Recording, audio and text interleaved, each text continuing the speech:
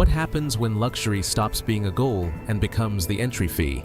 This is Monaco, a place where excess isn't admired, it's expected.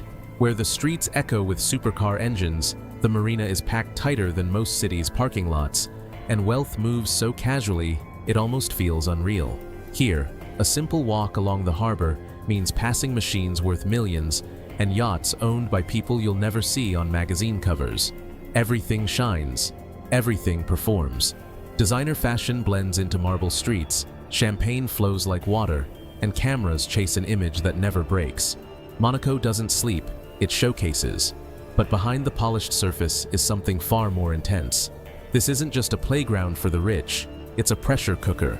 Status is measured silently, appearances matter, and even the wealthiest people in the room are constantly being compared, ranked, and replaced. In Monaco, luxury is competitive, and staying relevant is a full-time job. So before we step inside this world of supercars, elite models, and the lifestyle that defines modern excess, make sure to like the video, subscribe to Zenith, and turn on notifications.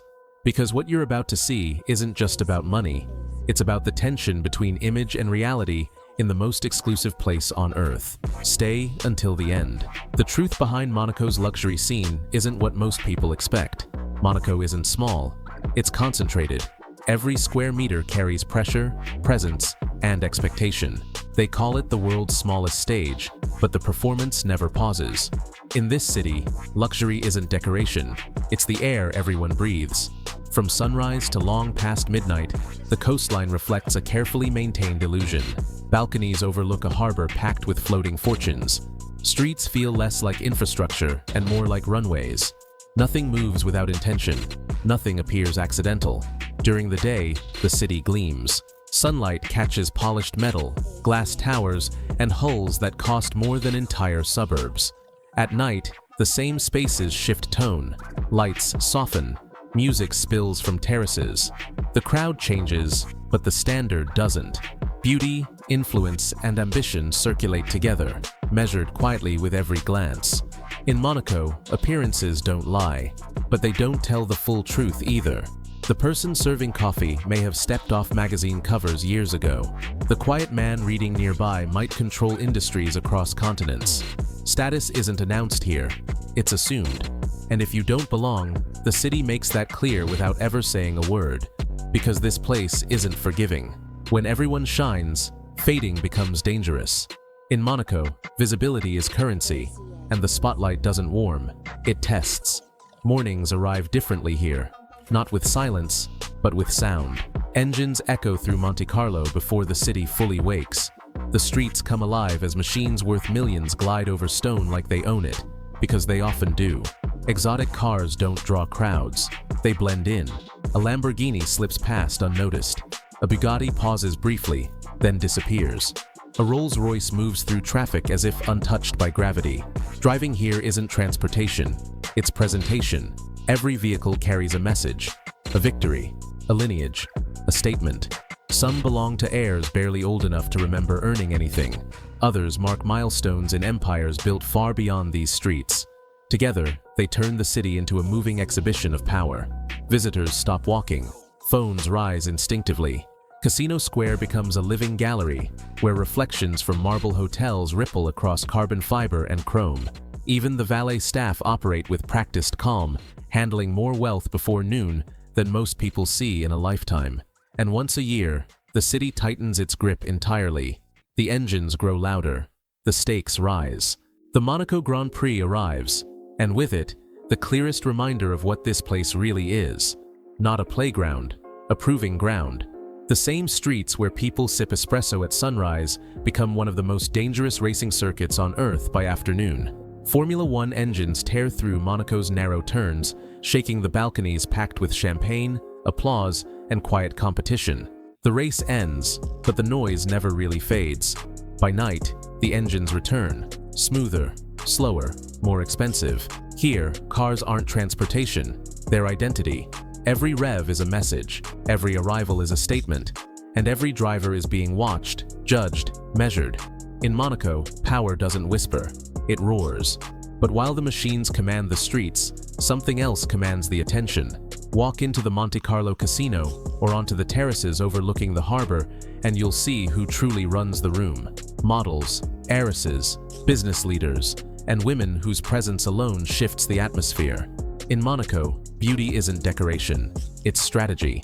Image opens doors, money can't. Confidence becomes currency. They arrive in chauffeured Rolls-Royces, step out of Lamborghinis in silk and diamonds, and move effortlessly into private yacht gatherings where influence circulates as freely as champagne. Every detail is intentional. Every glance is calculated. Power and elegance move together here. And these women aren't just faces in the crowd. Many own real estate portfolios, fashion empires, luxury brands, and investment firms. They fund charities, launch businesses, and shape global trends from behind velvet ropes and closed doors. The spotlight may follow their looks, but their influence runs deeper. Events like the Monaco Yacht Show, Amber Lounge, and the Monte Carlo Gala become arenas of status. Cameras flash, whispers spread, names travel faster than the supercars outside. Reputation here isn't built quietly, it's performed. Because in Monaco, perfection isn't optional, it's protection. Mystery isn't aesthetic, it's power. Standing out isn't about being seen, it's about being remembered. And as the harbor lights shimmer across million-dollar decks, one thing becomes clear. The engines may belong to the men, but the attention, the presence, and the influence belong to the queens. Nothing is accidental. The people who live here understand a simple rule. Perception often outweighs reality. Who you appear to be can matter more than who you actually are. Spend an afternoon at Café de Paris, and you'll see it play out in real time. Billionaires, royals, and models sit just feet apart, pretending not to look while silently sizing each other up. Every movement is restrained. Every detail is calculated. Custom Milanese suits, Paris couture flown in that morning, watches chosen not to tell time, but to signal legacy. In Monaco, appearances are never casual. A dinner at Le Louis XV, a gala at Hotel Hermitage, or a stroll along the marina all follow the same unspoken script. Nothing happens by chance. Each moment is planned, framed, and executed like a living editorial shoot for a lifestyle that must always appear effortless. But maintaining perfection comes at a cost. Image requires stamina. Cars must stay flawless. Parties must escalate. Relevance must be protected. The smile can't slip, because the moment it does, someone else is ready to take the spotlight. Social media only sharpens the pressure. One post can elevate a name overnight. One absence can erase it just as fast. In Monaco, attention is currency, and the competition for it never sleeps. In Monaco, wealth opens the door, but image decides who stays inside. Reputation moves faster than money, and once it cracks, it's over. Those who understand this control the room. The rest fade out quietly, without drama, without traces. Space here is the real flex, not square footage, position. Every meter facing the Mediterranean is treated like a rare asset. Glass towers cling to the cliffs like modern fortresses, built for people who don't need to explain themselves. Prices don't start high, they start absurd. A single view over Port Hercules can cost more than entire city blocks elsewhere, turning Monaco into the most expensive ground on the planet. But you're not paying for walls, you're paying for status. A Monaco address is a signal, not a shelter. It tells everyone you're not just rich, you're accepted. From Avenue Princess Grace to the new Portier Cove district, every building is a statement written in glass, steel, and silence. Inside, everything is restrained but deliberate. Italian marble, French lighting, rooftop pools that blur the line between sea and sky. No noise, no curiosity. Security exists without being seen. Privacy isn't requested here, it's assumed. And still, it's competitive. Brutally so. Property isn't owned casually, it's guarded. Families wait years for the right unit. Deals happen off-market.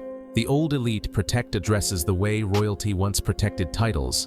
In Monaco, land isn't real estate, it's territory. From the outside, it looks perfect. Sun, supercars, champagne. But beneath that surface is a quieter system built on discretion and leverage. In a country smaller than most city parks, everyone is connected, yet no one is exposed. Power moves through private dinners and invitation-only galas disguised as charity.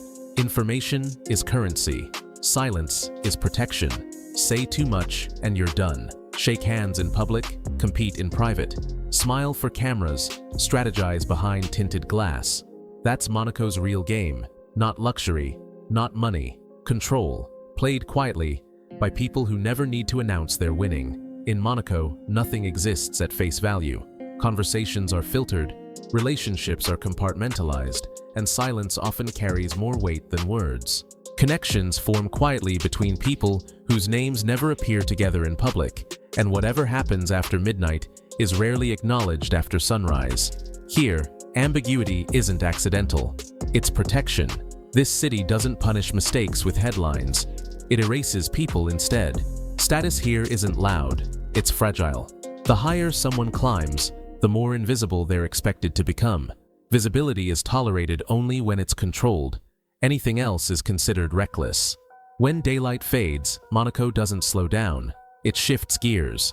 The harbor lights come on, terraces fill, and the city starts operating on a different frequency. Yachts become meeting rooms. Dinners turn into negotiations. What looks like celebration from the outside is often calculation from within. Nothing about these nights is spontaneous. Guest lists are intentional. Seating matters. Timing matters.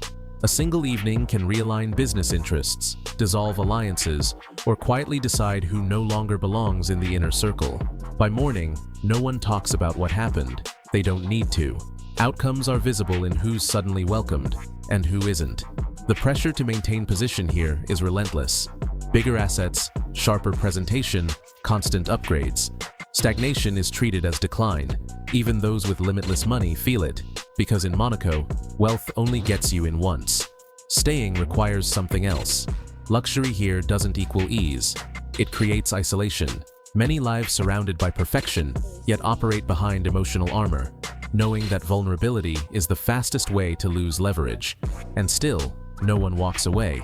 Because once you've lived inside a place where influence feels tangible, where proximity equals power, the rest of the world feels muted.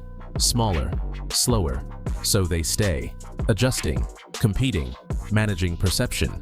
In Monaco, the dream isn't fragile because it's fake. It's fragile because everyone is trying to hold it at the same time. Monaco doesn't sell luxury. It sells a feeling. The moment where time stretches, the harbor goes quiet, and everything around you looks unreal on purpose.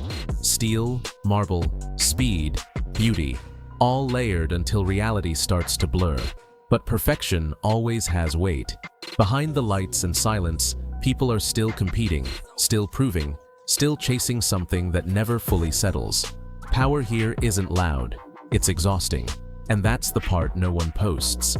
If this look inside Monaco's supercars, models, and elite circles hit, like the video, subscribe to Zenith, and turn on notifications so you don't miss what's next. And be honest in the comments. One night in Monaco, driver's seat at full throttle, or private terrace above the harbor. Because next time, we're pulling back the curtain on the side of Monaco that stays off camera, even for the rich.